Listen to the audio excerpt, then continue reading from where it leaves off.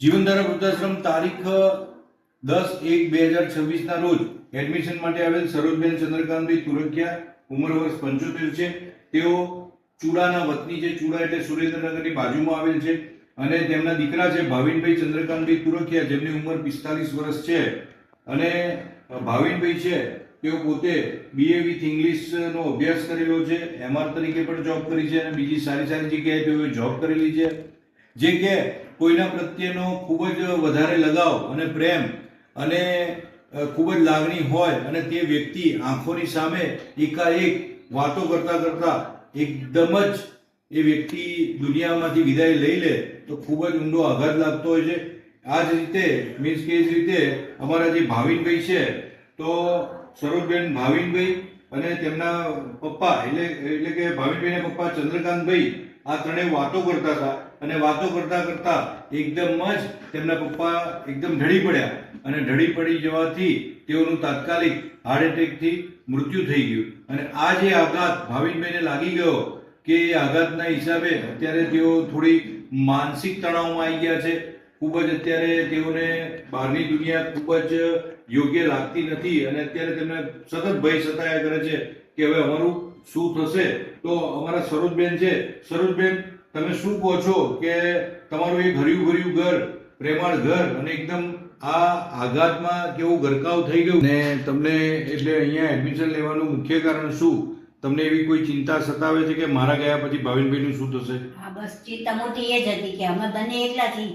કોઈ પણ એક જણ જશે, કોને ખબર છે કોણ વહેલું જશે, તો પાછળ જે રે એને તો ઘણી તકલીફ. કોઈ બેન, ભાઈ, ભાભી ગમે કોઈ હોય, સ્વજન આપણું પોતાનું ગમે એવું હોય તો કોઈક દિવસે દુઃખમાં આવીને આવે અને વાત પણ કરી શકી. પણ હવે જ્યાં કોઈ જ નથી ત્યાં આપણે શું કરશું બંને જણા? અત્યારે તમારા ભાઈ કે બેન હોત તો કેવું લાગે તમને? શું લાગે બેન બા તમને?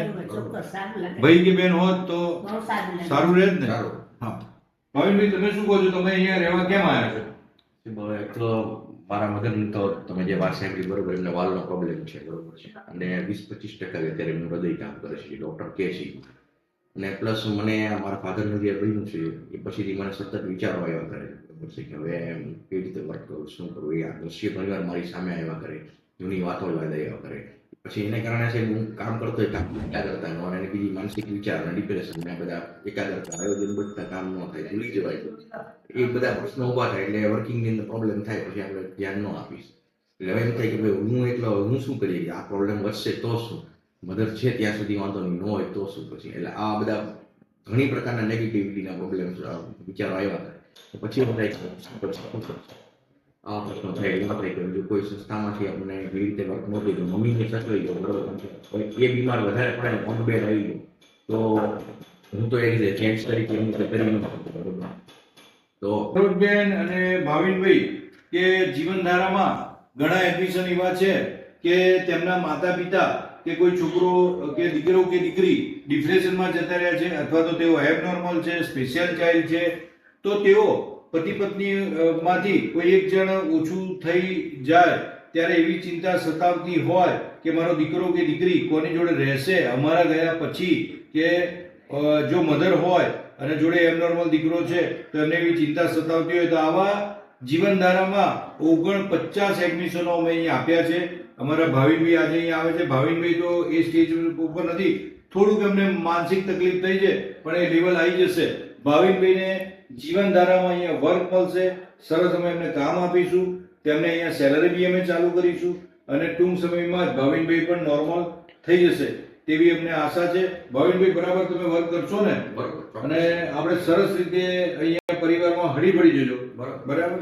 તો આ જ રીતે જીવનધારામાં ઘણા બધા આવા એડમિશનો આવતા હોય છે અને તેમનો ઘણા સમયથી પ્રયત્ન કરતા હતા એડમિશન માટે અને આજ રોજ અમે તેમને 10/1/26 રોજ આજે તેમને અહીંયા એડમિશન વિધિવત આપી રહ્યા છે. તો જીવનધારા વૃદ્ધાશ્રમ પરિવારના પ્રણામ.